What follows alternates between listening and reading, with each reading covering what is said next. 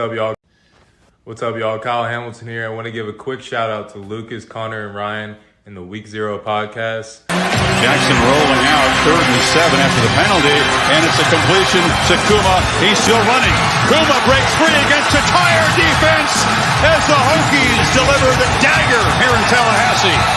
Empty look for Richardson. Oh, that is danger! Oh my! Keidron Smith cuts inside, and he's gonna pick six it in the swamp.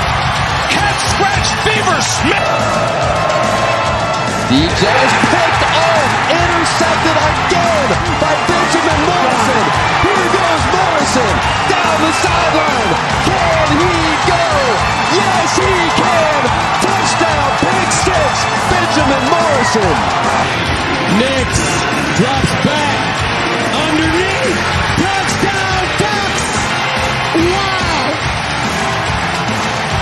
Chase Carter.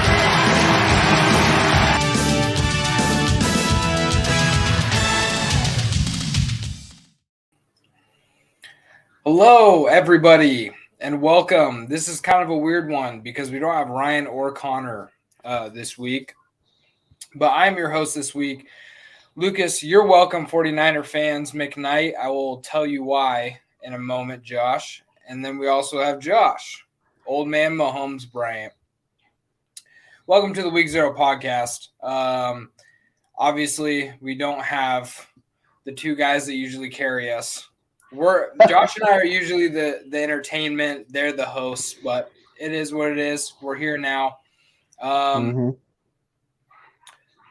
There's only 3 more football games this season.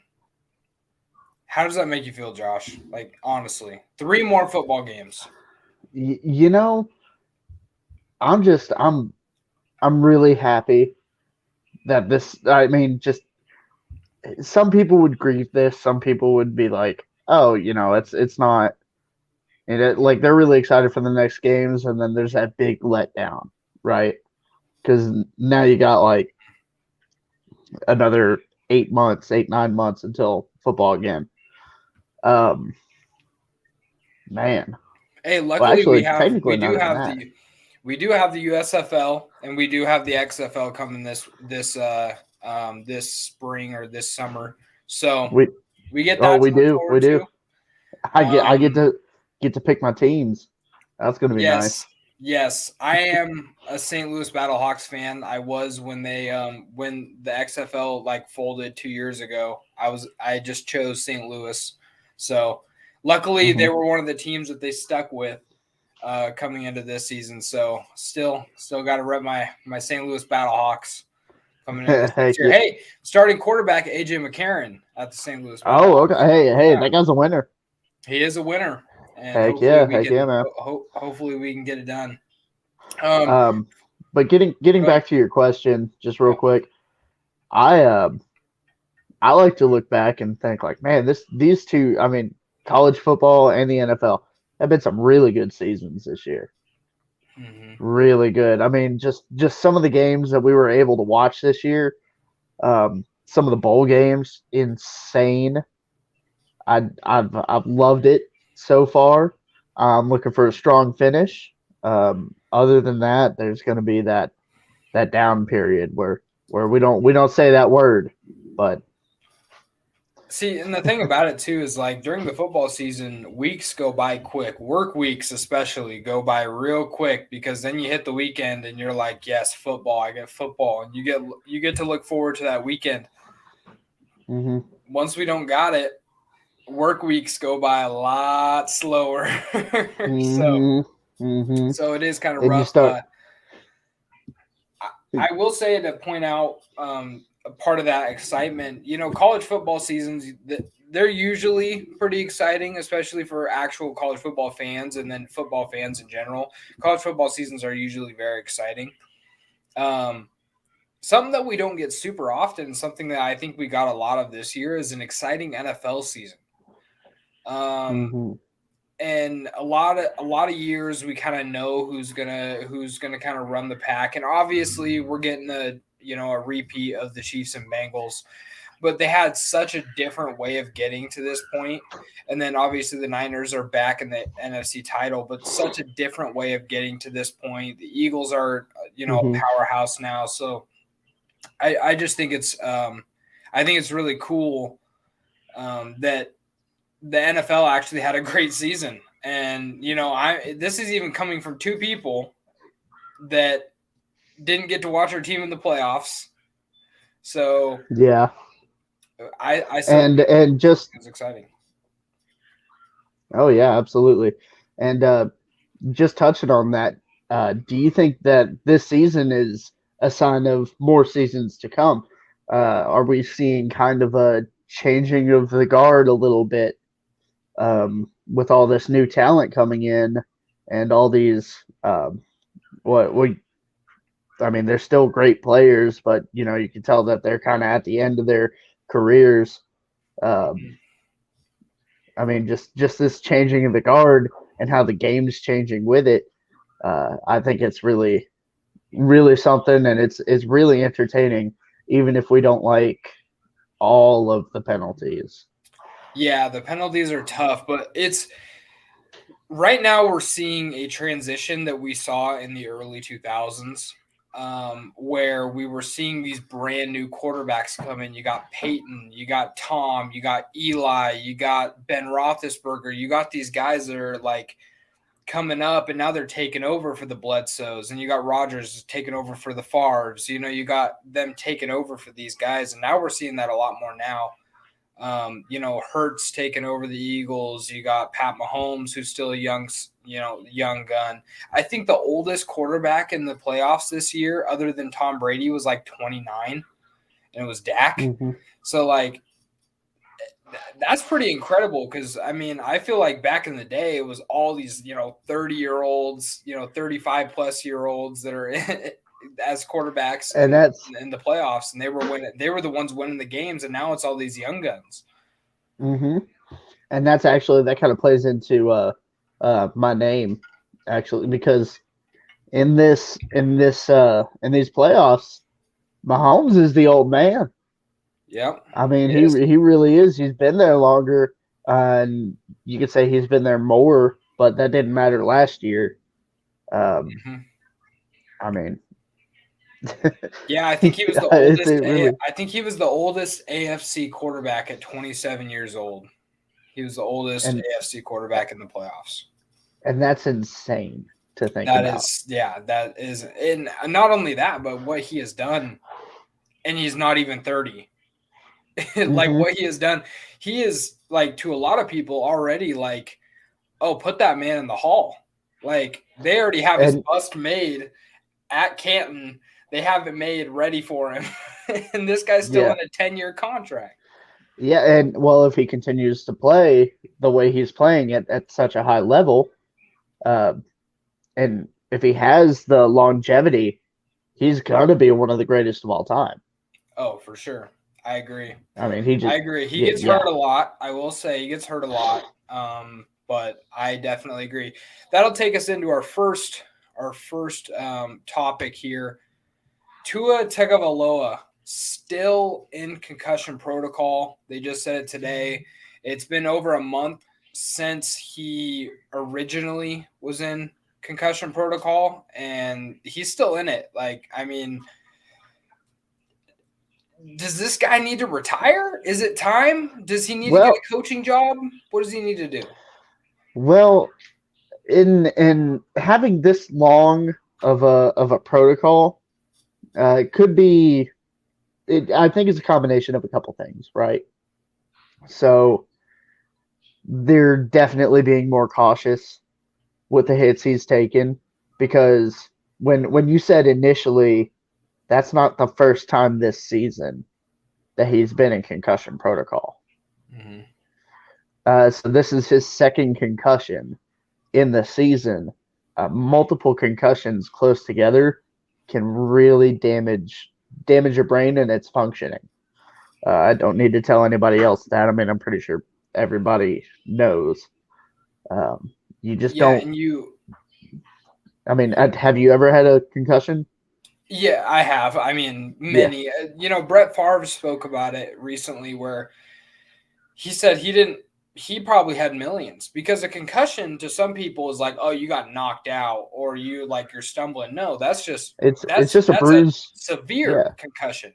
Whereas like regular concussions, I mean, they're just your head rocking basically. If you ever feel like dizzy or something like that after taking a hit in football and you're like you shake it off and you're okay, that's a concussion. So yeah, Mhm. I mean, I'm sure I've had plenty, never as bad as Tua, but if you look at it like from the standpoint of like the UFC, these guys obviously have thousands of concussions. They get their heads bounced off of the canvas every night basically. Mhm. They give a period of, I believe, a minimum of it's like 8 months, or no, it's like 4 months or something like that, where you can't train. And that's just training. You have to have like a Mhm. certain amount of time where you can't train because like after you get knocked out, there's a certain amount of time. And Kamaru Usman, one of the champions, former champions in the UFC, he was talking about it, and he was like, it sucked because by month and a half, you feel fine. And you're like, oh, I want to get back out there and I want to train and I want to do all this stuff. And But it's like, nope, you cannot, because if you get hit again, you're going to be messed up. So, oh yeah, yeah, absolutely. And so why Tua is still in this protocol is because they're taking it extremely seriously. Which good on the NFL for doing this, but that first concussion he had this season I believe they messed up because they yeah, had him back way too the soon. next week and he got hit again. Yeah. And what I thought I was just crazy too is they were talking about him playing in the playoff game. And there was a big talk about him playing in the playoff game. And then obviously, they came out and said, he's not going to play. He's not ready. If they would have had a change of heart or some sort of different thoughts on Tua and played him in that game, obviously hindsight is 2020, but he's still in protocol and we're in the AFC, we're in the championship games. Like it's crazy to me. That kind of leads us into our next topic. The best NFL scripts to look forward to. Obviously, some of them not to look forward to because, a lot of people are saying that Damar Hamlin and all that stuff, it was all scripted and stuff. Obviously, I'm not that much of a conspiracy theorist, but there's a lot of people talking about these, NFL being scripted, all these things. And looking at these two games that are happening now, what could you see, say the NFL is scripted, what could you see playing out from these two games to make for a story in the Super Bowl? Okay, so I could definitely see I could definitely see San Francisco having a lackluster performance, kind of like they did last game, and Just to just boost not the getting Eagles. it done. Yeah. Just to kind of boost the Eagles up, so that they can get back to the championship again. Because I mean, I don't know about you, but that was one of my favorite Super Bowls. Oh yeah, one of the best ever for sure. Absolutely, Philly special, baby. And then on the AFC side, you have Cincinnati going to Arrowhead to face Kansas City, and I don't know heads or tails on that one. And this is and just to be like clear on this, we're not talking about what's going to happen. We're not talking about this is under the premise what would be a good story, right? This is, what would be a good story? What would be for somebody, say you're a writer at ESPN and you're like, oh, dude, I'm hopping on this. This is awesome. Like, I'm going to write a 4-page article about this because this is great. Like, if you had some random teams play against each other. Yeah. Okay, so does Cincinnati get the nod and they get to go win a Super Bowl? So I think of a handful. So, like, for example, for me, Kansas City taking on Philadelphia. You got Andy Reid against his former team that he went to a Super Bowl with as the head coach and coached for 15 years, I believe he coached for Philadelphia. There's a storyline right there alone. You got, if San Francisco plays Cincinnati, you got the rematch between, obviously between the Niners and the Bengals in the Super Bowl, because they played back in the 90s with Joe Montana and Boomer Esiason. And obviously Joe Montana and the Niners came out victorious. You look at, and then you look at like the Bengals and Eagles. Maybe you could make a story out of it, like Hurts versus Burrow, some rematch between them. Hurts trying to get some payback after getting destroyed in the 2019 playoffs, in the 2019 college football playoffs. Like stories like this. I mean, the Chiefs, and then it writes itself too, because like the Chiefs and the 49ers, they were in the 2019 Super Bowl and the Chiefs ended up victorious. So like all these different scripts, and then going into the next season, for me, it's like, where does Tom Brady go? Does he come back to play with does he go to play in Las Vegas and bring Gronk back with Mike McDaniels? I don't know. I mean, a lot of people are speculating it just to cause. I mean, the NFL script writers, man.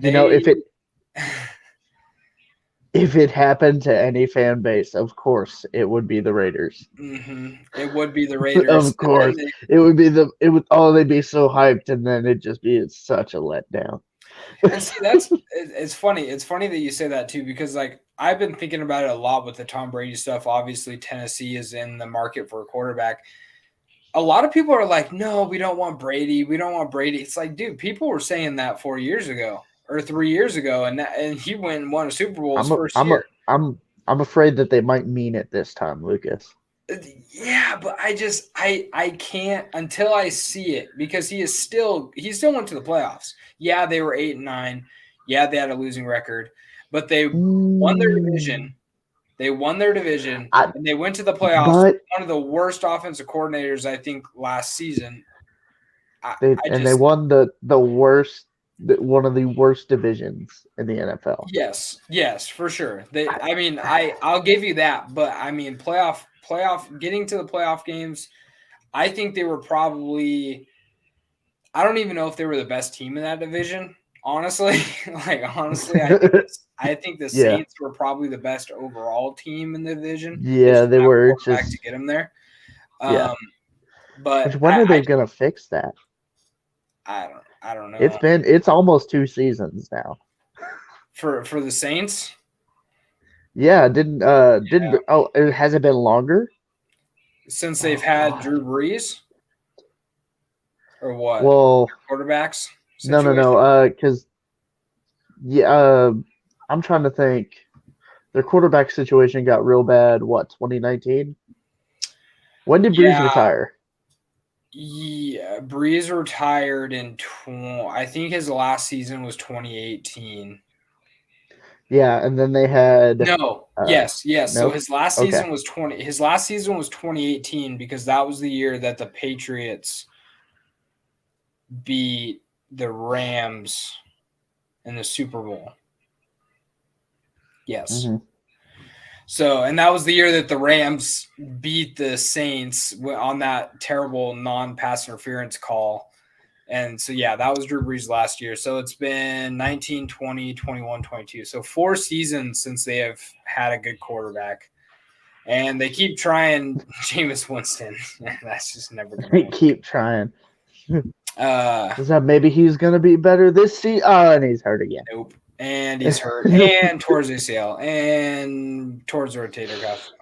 All right, moving into our next topic. Speaking of quarterbacks, Brock Purdy. Who would have thunk it? Brock Purdy, Jalen Hurts 2.0 The game that nobody thought that would ever happen, two quarterbacks we never thought would ever play each other again. Hurts, obviously, we never thought he would be a decent starter. Purdy, nobody thought he would even make a roster. But now they're both here. Looking back on their game that they played against each other, I believe it was in the 2019. Yeah, because 2019 was the year that, yeah. So the 2019 season, Oklahoma won that 42-41. Brock Purdy, 19 for 30, 282 yards, 5 touchdown passes. Jalen Hurts, 18 for 26, 273 yards, 3 touchdowns, 1 interception. This was the year, I believe, as well, that Iowa State was ranked top 10 to start the year, ended up losing like 6 games. Yep.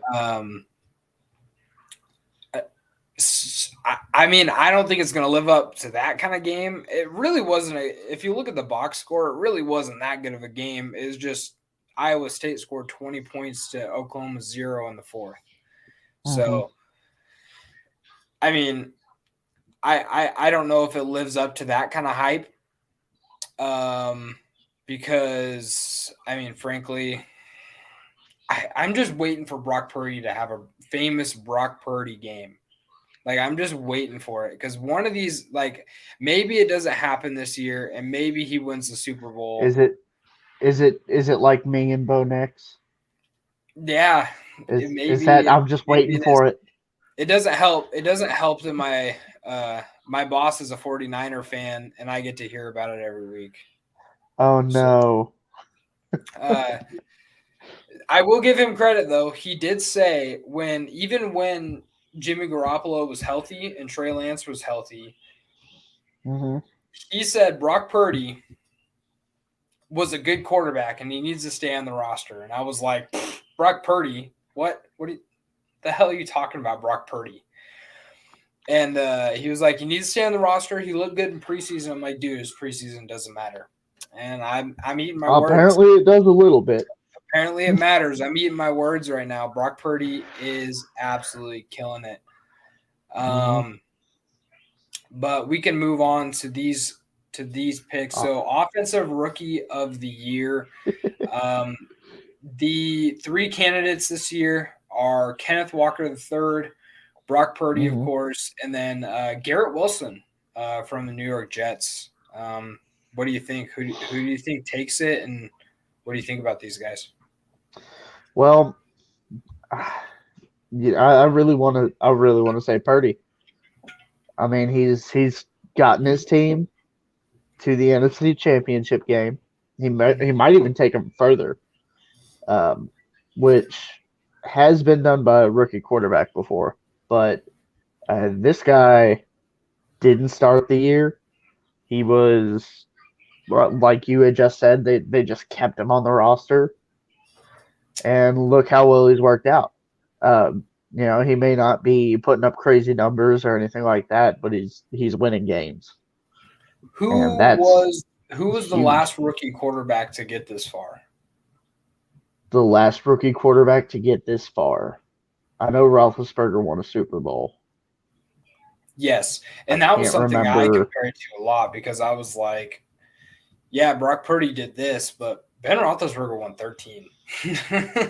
He won 13 straight, which is crazy. I don't think that'll ever get beaten. Obviously, Purdy can't have the luxury. Well, the luxury of starting, but there's an argument to be made that Roethlisberger's team carried him there. Yeah, and that's an argument that a lot of people make for Purdy here too, and I agree. Frankly, I think that every single starter, all 32 starters in the NFL right now, I think they would have success on this 49ers roster. Now, would they get as far as they are?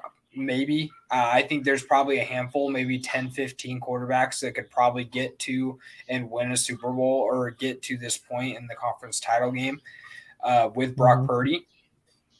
But their team is stacked. Their team is so good. And the fact that, getting Christian McCaffrey and all this, like, but I would be curious to know who the last rookie quarterback to get there would be. I can't even think of it. In my head, it might have been Big Ben. He might have been the last rookie quarterback to get to and win the Could have Super been. Bowl. When did Mahomes do it? He did it his sophomore junior season. His second year? Oh, It was his third season. Okay. Yeah. He won the MVP in his All right. second year and lost to the Patriots. Hmm. But Oh, by the way, what's up? nobody's watching right now. Oh, that's fine. That's fine. I just checked in it. Yeah.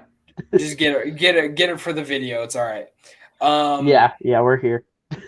For me, I think it's probably going to be Brock Purdy just because where he got, where he's at. Kenneth Walker had a great season. Crazy Absolutely. season. Very good season. And, I wasn't expecting it at all.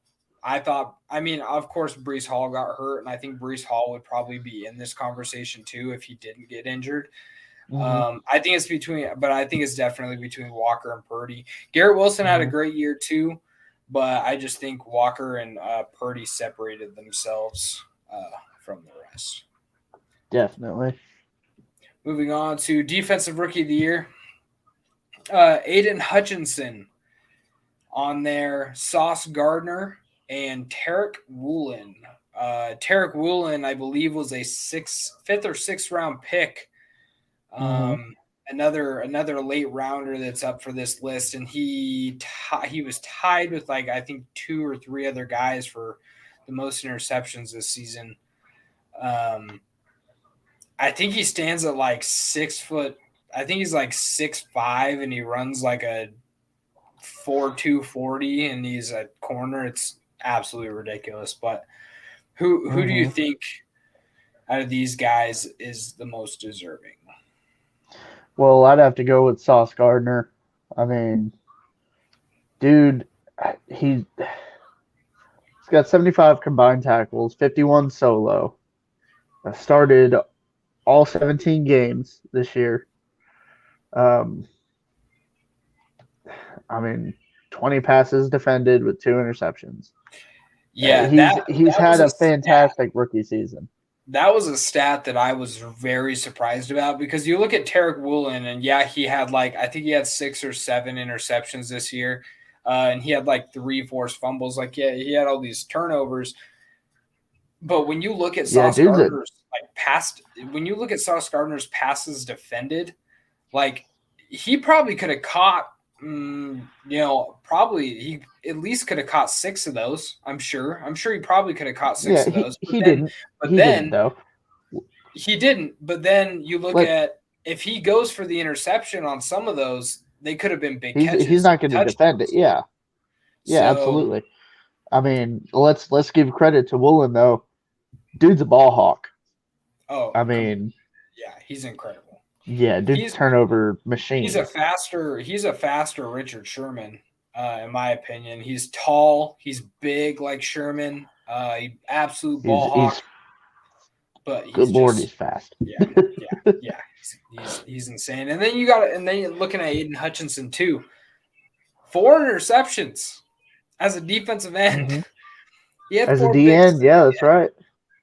Which is pretty crazy. He was actually he was kind of ball hawking out there. I believe it was the Christmas Day game where he was playing in coverage on the sideline and got the ball thrown right to him. It's pretty let me see what we got here. Okay, so how many interceptions?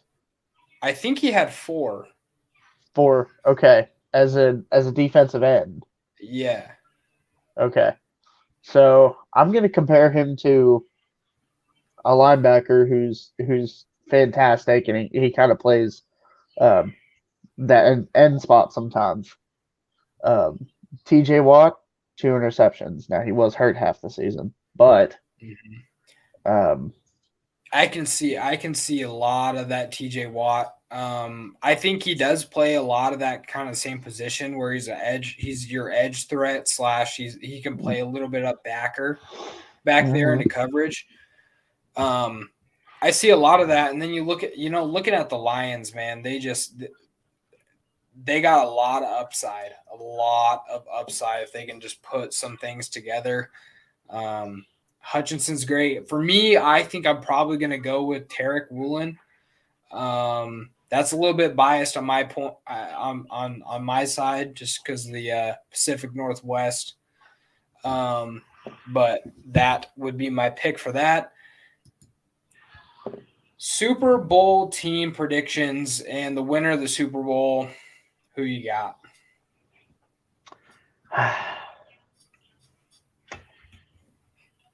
As much as I don't like them,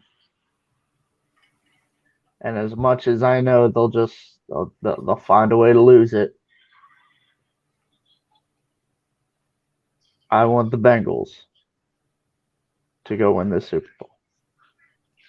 I think Joe Burrow deserves it. He's been playing on fire this year. I mean, there's a reason why I had him on my fantasy team. Dude's out here balling. I believe he would be the first national championship winning, Heisman Trophy winning quarterback to win a Super Bowl.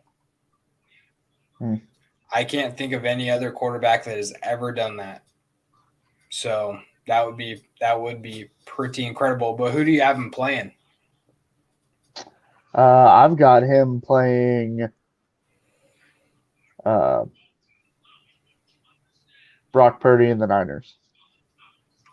That's going to be it's going to be just a mammoth of a task, because it really is.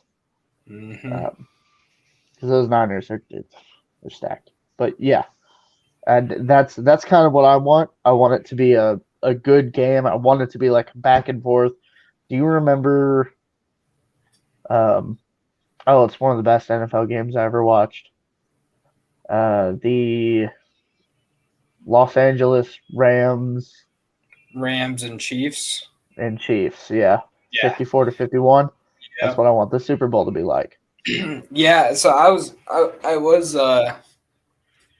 talking to somebody about this and how I think that, the 49ers defense is so good that eventually I think we're going to have a game where they let up a lot of points, and it's going to be a barn burner, because I feel like we get that very often with really, if we have two teams that have really good defenses, sometimes they kind of let up and then the offenses go crazy. And I think that's something that we could see very easily either next week or either this weekend in the Eagles game or the week or 2 weeks after. Yeah, and I'm going to have to agree with you. I know that Patrick Mahomes is playing, and it's hard. Patrick Mahomes is like the Tom Brady now. It's hard to bet against the guy. It's hard to bet against the guy because he always just pulls something out of his, what. My favorite, like, here's what I think of Patrick Mahomes, right? If Brett Favre was good. He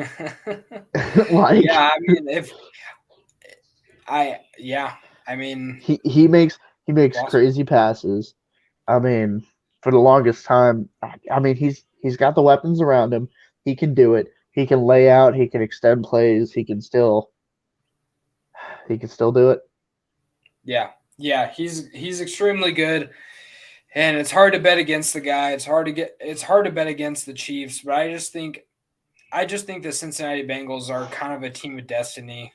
They're going to win at least one, I think, in the Burrow era. If not, they're going to turn into the 90s Buffalo Bills. They're going to go to 4 straight and lose 4 straight, which I could see it happening. But yeah, I do think they play the 49ers. I think it's going to be a really good game against them and the Eagles, but I just think the Niners are a little bit more experienced going there. And if you think about it, Brock Purdy and Jalen Hurts, they have this same amount of experience when it comes to playoff games. This will be they'll be in the same amount. Hurts went to one last year and lost, but he also got the bye week this year. So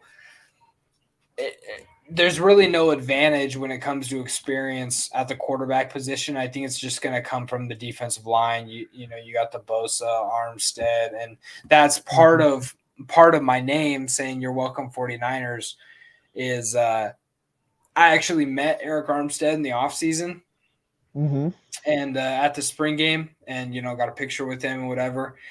And I was telling my boss, I was like, that's why they're there, because I gave him all my powers at the meeting. I gave him all my powers. And actually the same day I met Bo Nix, gave him all my powers too. That's why he was so good this year. So I guess I'm just a good luck charm. I'm pretty sure you shared those pictures and the Twitter. And I did. Our Twitter DM, and we got to see how short you were. Yes. To be fair, Eric Armstead is a giant. Yes, he is. Bo Nix is not a giant. I'm just very short. But last but not least on the show, obviously a very quick show this week. Who do you believe will be drafted number one? Obviously everybody's like, pretty much like it's going to be Bryce Young is pretty much what everybody's saying. I've been seeing a few people saying that it could be Stroud at one. A few, like, he's been kind of being lifted up to be number one as well. A lot of people are still super high on Levis being up there. Who's going to get the first pick? It's Chicago. But that's a big question mark, because I heard something about Indianapolis trading. There was something about a few teams trying to move up because Chicago doesn't necessarily need a quarterback now that they know that Justin Fields can play. It doesn't suck. But I did see something that said that they may be planning on getting rid of Fields and then drafting Young at one. So never know. I think we pretty much can agree Bryce Young's probably going to be the number one overall pick.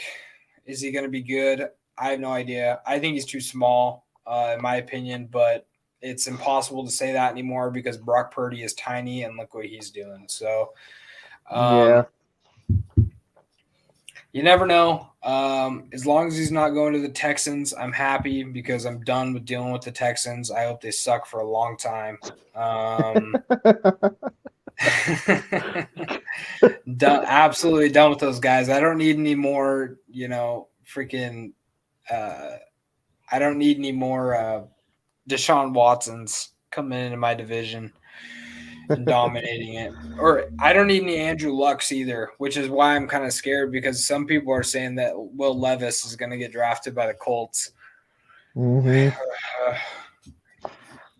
then you're going to have to worry about an athletic and just run all over you, throw the ball 80 yards kind of quarterback. Yep. That's going to be tough because I've seen Will Levis when he plays well.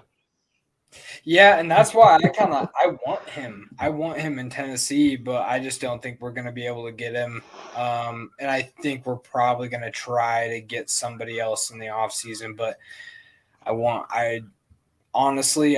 Levis. I want to get Levis. I want to draft Jalen Hyatt in the second round, and I want to actually compete again. But yeah. Anyways. We need to do one thing because Ryan's not here. Okay. Notre Dame sucks. Notre Dame sucks. Broncos still suck. They're not getting Sean Payton. It's not going to happen. If they do get Sean Payton, he's just going to be a sad reminder of what he once was. I'm And looking also forward. on top of that, I know we're streaming on both Ryan and Connor's channels. Ravens suck too. Hate the Ravens. Yeah, I mean they can. I mean we they both can't hate the even beat the Ravens. Steelers. Yeah, they Can't can't beat even the beat the Steelers. Steelers. Nope. You know, all this stuff. But anyways, all right, guys. This has been the Week 0 podcast. Is this probably under our an hour? shortest one ever. 40 By far the minutes. fastest? Yeah, super quick. Did I just lose you?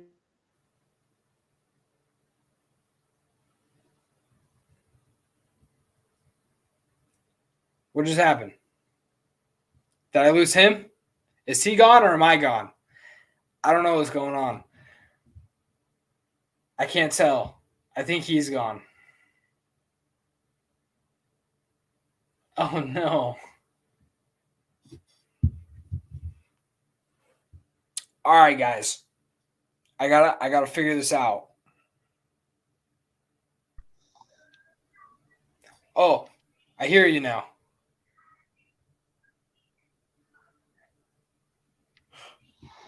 Do